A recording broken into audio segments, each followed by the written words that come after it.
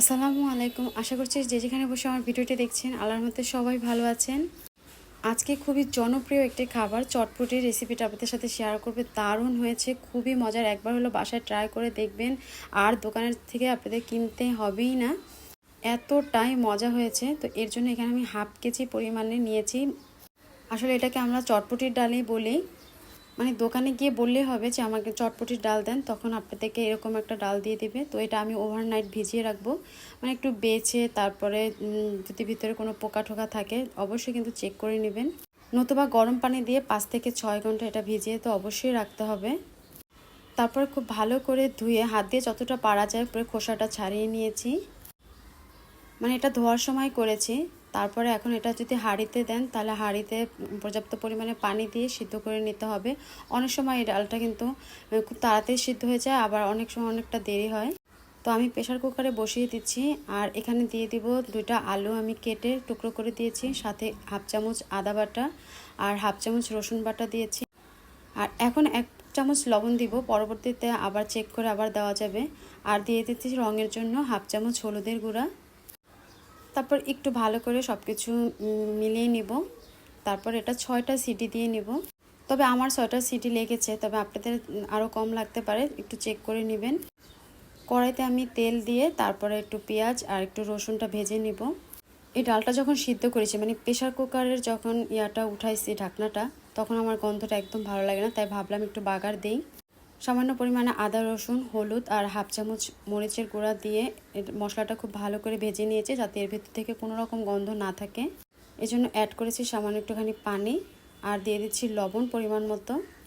তারপর সিদ্ধ করে রাখা সেই ডাবলু বলে এটাকে, ডাবলুটা আমি এখানে ঢেলে দিলাম। তারপর এটা আমি বেশ সময় ধরে, মানে প্রায় 10 মিনিটের মতন এটা মিডিয়াম আছে আমি এটা রান্না করে নিয়েছি। আর সিদ্ধ করা আলুগুলো এখানে আমি মথে ভালো করে দিয়ে নিয়েছি। আর আলুটা দেওয়ার পরে ঝোলটা কিন্তু দেখেন গাঢ় হয়ে গিয়েছে। তো এখানে একটু মরিচ টেলে তারপর আমি গুঁড়া করে নিয়েছি, সেটা দিয়ে দিচ্ছি। আর একটু স্বাদের জন্য বিট লবণ দিব। আর বাকি মশলাগুলো আমি এটা নামিয়ে তারপর অ্যাড করব। তো এখানে আমি একটু তেঁতুল নিয়েছি, আর তেঁতুলটা খুব গাঢ় করে গোলাবো। চটপটি হলে এটা গাঢ় করে গোলাতে হয়, আর ফুচকার ক্ষেত্রে কিন্তু এটা অনেক পাতলা করে গোলাতে হয়। তো হাত দিয়ে খুব ভালো করে মথে তারপরে আমি এটা গুলিয়ে নিচ্ছি। তারপর একটি বড় বাটির ভিতরে আমি আমার চটপটির ডালটা দিয়ে দিলাম। তারপর এখানে কাঁচা পেঁয়াজ, আর কি কুচানো কাঁচা পেঁয়াজ দিয়েছি, আর দিয়ে দেব টমেটো কুচি। ভিডিওটি ভালো লাগলে রিকোয়েস্ট থাকলো চ্যানেলটি সাবস্ক্রাইব করার।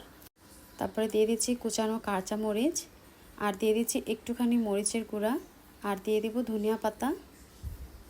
মানে বাইরে খেতে গেলে এই ধরনের ইনগ্রিডিয়েন্টস কিন্তু ওরাও আমাদেরকে দেয়। তারপর এখানে মোস্ট ইম্পর্ট্যান্ট হচ্ছে চাট মশলা। আমি এখানে প্রায় 2 চামচের মতো চাট মশলা দিয়েছি, আর ভাজা জিরার গুঁড়াটা দিয়েছি 1 চামচ। আর তেঁতুলের যে পালটা আমি করে রেখেছি ওটার ভিতরে আমি সামান্য চিনি গুলিয়ে তারপরে দিয়ে দেবো, তাহলে দেখবেন খেতে দারুণ লাগে। তো সবগুলো কিন্তু খুব ভালো করে আমি মিক্স করে নিয়েছি। যদি আলাদা আলাদা করতে চান সেক্ষেত্রে ছোট্ট বাটিতে আলাদা আলাদা করে নিতে পারেন, তবে আমরা করেছি কি এই বড় বাটিটাতে সব কিছু মিক্স করে তারপর সবাই চামচ নিয়ে গোল হয়ে বসে এটাই খেয়েছি। এখন দিয়ে দিচ্ছি ডিমটা সিদ্ধ করে, তারপর গ্রেটারের সাহায্যে কুচি করে নিয়েছি। আর আজকে আমি হাতে বানিয়েছি এই ফুচকাগুলো, দেখেন কতটা মজা মচমচে আর কি হয়েছে। তো সেই ফুচকাগুলো তো কিন্তু অবশ্যই এখানে দিবেন, আর নেক্সট টাইম ইনশাল্লাহ আপনাদের সাথে শেয়ার করবো এই ফুচকাগুলো। আর গুরুত্বপূর্ণ যে টিপসটা আমার দেওয়ার কথা ছিল এখানে, সেই টিপসটা হচ্ছে এই বয়মটা আমি 1.5 বছর পরে খুলেছি। এই ডালটা আমি 1.5 বছর আগে কিনেছি, আর এই ডাল কিন্তু সবচেয়ে বেশি পোকা ধরে। আমি জানি না আপনারা কি বলবেন। তো ডালটা বাজার থেকে আনার পরে এর ভিতরে আমি 1 চামচ সরিষার তেল দিয়ে খুব ভালো করে মেখে তারপরে ডাবল পলিথিন করে তারপরে বয়মে আটকে রেখেছিলাম এই 1.5 বছর ধরে। তো 1.5 বছর পর আলহামদুলিল্লাহ যেমন রেখেছি ঠিক তেমন একটা পোকাও ধরে নাই। এটা আসলে আমি পরীক্ষা করে আপনাদের সাথে শেয়ার করলাম। যদি ভালো লাগে ভিডিওটি প্লিজ রিকোয়েস্ট থাকলো আমার চ্যানেলটি সাবস্ক্রাইব করার। অনেকেরই হয়তো বা এই ব্যাপারটা অজানা রয়ে গেছে। তো আজ এই পর্যন্তই, আল্লাহ হাফেজ।